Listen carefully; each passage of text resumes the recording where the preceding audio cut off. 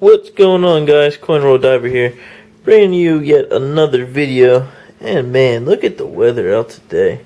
It's a beautiful day, probably in the 50s. You know, I'm from Pennsylvania, so it's still a little cold out. Nothing too amazing, but just giving you guys a little insight of just a little bit more detail and stuff like that.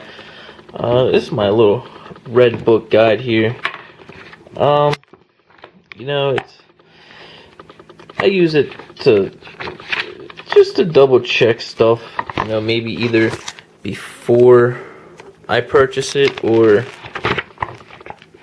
just something to learn a little bit more about coins. You know, it goes anywhere between really old coins to everything. I mean, if you don't have one of these books, I suggest you to maybe pick one up. But I would rather you guys pick up a blue book, which, you know, I believe the blue book is like what a coin seller, like a coin shop, would pay for your coin. Let me set this camera down here real quick so I can open this book. It's still pretty stiff. Let's get to the cents here. Don't need large cents, small cents. Alright. Now, since I'm mostly dealing with pennies here for this channel, I normally stick in the small cent era. And I mean, right now these are Indian heads. I mean, it starts from, you know, 1859 and all the way up to the modern dates. But I mean, they give you pretty decent information about it. Like you have it says your no VDB on reverse of 1909, you know, through 1958. Location of your mint market. It gives you pretty good info and a lot of colored pictures, just because it's a hard copy. And it's not just like a paperback book. It's it's your pretty solid book. But you know, it tells you a couple errors that are throughout it, like the pretty valuable ones. You know, so like your double die rarities, you know, of 1917 and 1936. What else we got here? You know, your designer initials. It's telling you how it's around the shoulder next to the rim. So I've seen some say it's like the bust of Lincoln, but it depends on who you're talking to. You got your 44 D over D, your 43 D, a doubled bit mark. What else we got here? I know there's, of course, you know, your 55 double die, the one that everybody wants.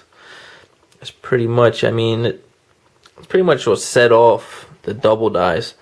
There are earlier double dies, but the 55, just due to how major it was doubled, pretty much made collectors go crazy. You have your small dates and your large dates. A lot of people find it really hard to tell the difference between a small date and large date. But as you can see, like let's say your large date here, it's a pretty common one. Now when you get to your small date, that's when you're breaking a little bit more money. But yeah, that's my cell phone going off there. You know, your other ones, like your 1969s double die, your 1970 small date. Now I think it was this one I was telling you guys. I think I have, but I would have to take a closer look. It is pretty hard to tell which one is which. And I mean, they don't really go into detail how to tell. They just give you pictures to go by. But I'm going by the, the 0 and the 7. How the 7 lines up with the 9 and along with the 1, compared to how this 7's a little bit smaller and it sits a little bit lower than the 9 and the 0 there. And then you have your 1971S proof double die. And then, your 72 double die. Your 1983 double die reverse. Now, this one I'm guessing is pretty hard to find. Because, it's going at, MS65 is $200. Now, note, this is the red book. And I have my other book upstairs in my library, but this is a little bit older book, and it's saying it's $200 for MS65, which I think you can probably get a little bit more if you find that one. And then your double ears. I've been looking for these, haven't had the luck to find one yet, but it's 84 and 97. Now 97 is one of those ones that people really don't want to say it's a double ear, but it is. You can look it up. But you can see it. It's not listed in this book as a 97, but as a 84, I can almost guarantee. Yep, right there.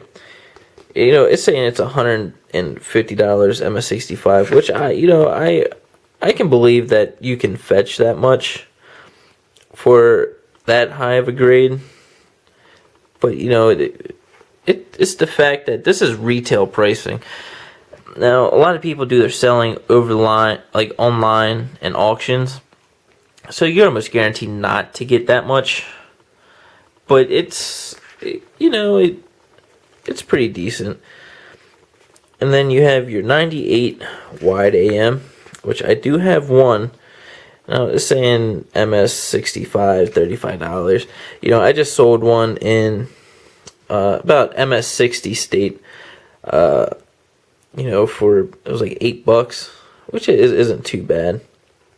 And then you have your 99 wide AM, which is this is saying $35 for MS60 65, which honestly right now, like I said, this is an older book. I think it's from like 2003. It's just the one I keep downstairs to pretty much see how much was minted for each coins, like especially like when I get wheats and I just need to double check. But the 99 is the one of the most rarer ones, harder to find. So I think you can probably get a little bit more than $35 in MS state. And then you have your 2000 wide AM. Like I said, these prices on here are a little wild because it's not a blue book. So this is giving you retail. So it's saying $35 for all of them. But it's not true, because the 2000 is one of the common ones that I've found multiple times, and maybe got a couple bucks for them. I sold one on eBay for like $4, anywhere between $2 to $4. But yeah, that's just giving you a little info, guys, on what I do. And it even had this book has everything you can possibly think of, and it's a really good reference when you're trying to see if you maybe I found this rare coin. Maybe let's just say you found a 1901 Indian head, and you think it might be a rare one because of the date, and you just go into your book, and then you find 1901. 1901 will be right here. Now they minted almost 80 million of these coins, and they give you the price all the way up to proof. But you find your little bit more rare ones, like your 94 double date. It's going up there in price. And the good thing about this book is it gives you a little grading guide. how to grade your coins. Now, when people send out their coins to be graded, you got to realize grading isn't, it's an opinion. It's not telling you what exactly the grade is. Every grade is different because it's the opinion of the grader. So I can say, I can say I have, hey, this penny is an MS65, and that's just my grade. If that's what I want to think what it is, then that's what it is.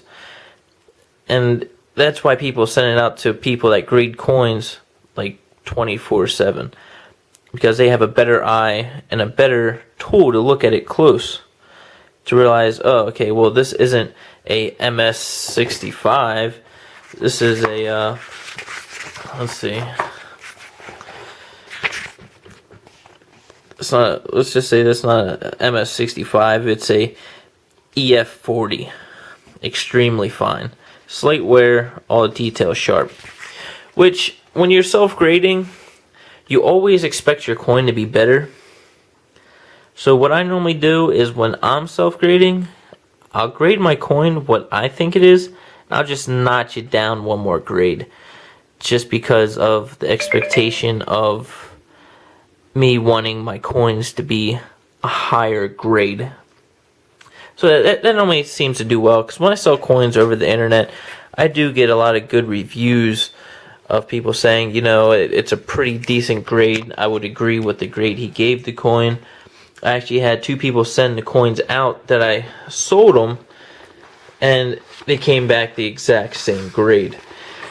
But I'm not saying I'm an expert grader. I just go by, I go by my charts. Every once in a while, I'll look through them just to make sure, I'm grading them right. But it's like Indian heads. I mean, they're different the way you grade them because of the headdress. It says Liberty in them. Now, the G4 is no Liberty visible, which is a lot of them. So I mean, when people look at prices, they say, "Oh, my Indian head's pretty clean, so maybe I can get like $16 for it." That's not the case, because I mean, in most of them are in G4 condition, or maybe VG8. It's nothing. It's not really worth going, like, trying to self-grade your coins if you just are just gonna blow the grades out of the water and give yourself a sky-high grade just so you can make a decent profit. That's not what you want from your buyers. But I hope you guys enjoy this little info video, and I just hope you guys enjoy this weather. I mean, I hope you're having great weather like I am. But thank you guys for watching. Please subscribe and rate my video, comment, let me know what else you wanna hear. And don't forget to look at my contest and enter a chance to win some free error coins. And that drawing will be at the end of the month. And it's a completely free contest. You pay nothing, I ship. Alright guys, now you enjoy your hunting. I guess I gotta get back to work. Alright guys, good luck.